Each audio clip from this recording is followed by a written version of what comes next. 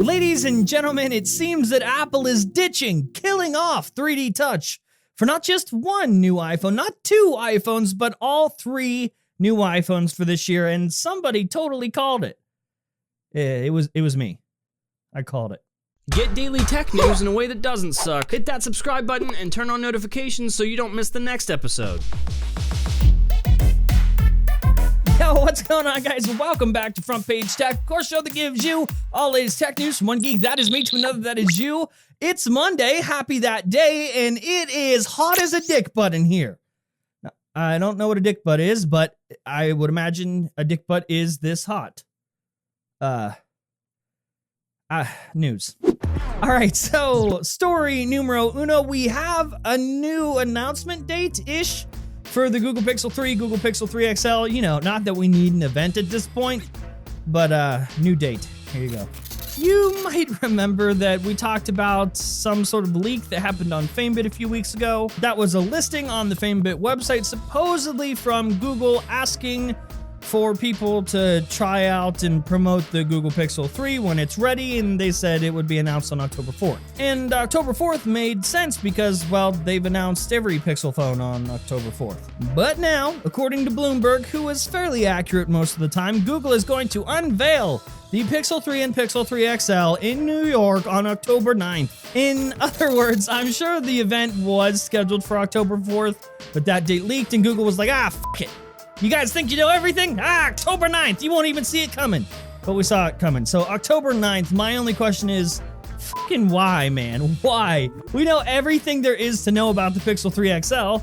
I guess technically we don't know all the secrets for the Pixel 3, right? Yeah, that'll be a surprise. Listen, I'm just asking, there has to be one person out there watching the show, just one of you, that is going to be at that event on October 9th. All I ask is that when they show the Pixel 3 XL for the first time, just start booing. Can we just have, for the first time ever at a keynote, just active boos from the audience when they show the phone? That's all I want.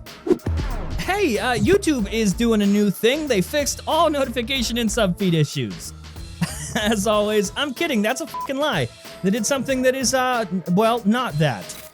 You can now see how much time per day you have spent watching YouTube videos. It's rolling out for iOS and Android, so nobody's left out here. You can also view on the desktop. Essentially, you go into settings, or at least into your account, tap on or click on time watched, and there you go. You can see how much time you have spent watching YouTube videos. Well, hey, this is sort of fun, right? It's not hurting anybody. How about you go into your account, go into time watched, and let us know in the comment section how much time you spend watching YouTube videos. You can really tell a lot about a person just by how much time they spend watching YouTube, which is why I won't be looking.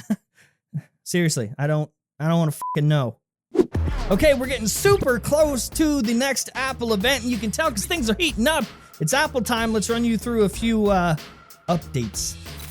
Number one, it seems that Apple is going to remove 3D Touch from all new iPhones. At least that's what an analyst is saying. And listen, this makes so much sense to me. I mean, Phil Schiller has been noted as saying, engineering-wise, the hardware to build a display that does what 3D Touch does is unbelievably hard. And we're going to waste a whole year of engineering, really two, at a tremendous amount of cost and investment in manufacturing if it doesn't do something that people are going to use. And with this, if they're getting rid of 3D Touch, it also makes sense that no, there won't be Apple Pencil support on these phones. You may have already seen reports here and there that Apple, at least for the biggest iPhone this year, is going to be including Apple Pencil support, sort of how, you know, you can use a stylus on the Note 9, same thing here. But I haven't reported on that because I wasn't buying it. So yeah, you may have heard or seen reports, but you might have noticed I didn't say shit. And this whole 3D Touch thing, if you've been watching the show for a while, you probably have heard me talk about this before, but there has been a lot of new people since I last talked about this. Believe it or not, I called this back in April. It was mentioned on an episode of Recycle Bin that we put up on April 29th. Recycle Bin is our podcast that is currently on hiatus. But in that episode, we were talking about the rumor that the 6.1-inch LCD iPhone, now called the iPhone 9, will not include 3D Touch. I went ahead and said, well, yeah, that makes a ton of sense, especially for the LCD model to keep costs down. But I also said it would make a ton of sense for Apple to go all out on this and just completely remove 3D Touch from all iPhones. To me, 3D Touch is just an unnecessary cost for Apple and for the consumer. I know there's probably a few of you out there in our audience that are watching this show that probably do use 3D Touch on a daily basis and you really, really like it, but you got to remember my position on this show is to advocate for the average consumer because those are the people who aren't watching this sort of show. And 3D Touch is like the only feature, and I've been on record saying this before, 3D Touch is like the only feature that isn't completely intuitive. Like the regular people don't stumble upon and learn accidentally how to use 3D Touch. It's sort of a feature that you have to be told is there to remember to use it. And that's an issue. And not to mention half of the stuff, I take that back, 98% of the stuff you do with 3D Touch can be replicated with just a force touch, or not even a force touch, a long press? Long press, that's the word. Press longer, same features, same functionality. Also, date. September 12th. That seems to be the date for the upcoming Apple event, which honestly, any day now, we should be getting official press invites. As you know, historically, Apple events usually happen on a Tuesday, sometimes on a Wednesday. September 12th is a Wednesday. We have 2 reports stating September 12th is the date, and I have an inside source telling me September 12th as well. And this makes a lot of sense because Tuesday, that's September 11th. And I'm not a marketing genius by any means, but I don't know, just throwing this out there, maybe it wouldn't be a great idea to announce a phone called the iPhone 9 on a day like 9/11. Just throwing it out there. So September 12th, expect to see 3 brand new iPhones, which we know a lot about already, an Apple Watch with a larger screen, some iPad Pros, and maybe some other surprise goodies. But those things are like the yes, totally gonna happen on that day thing, so manage your expectations based on that. And now, today's sponsor.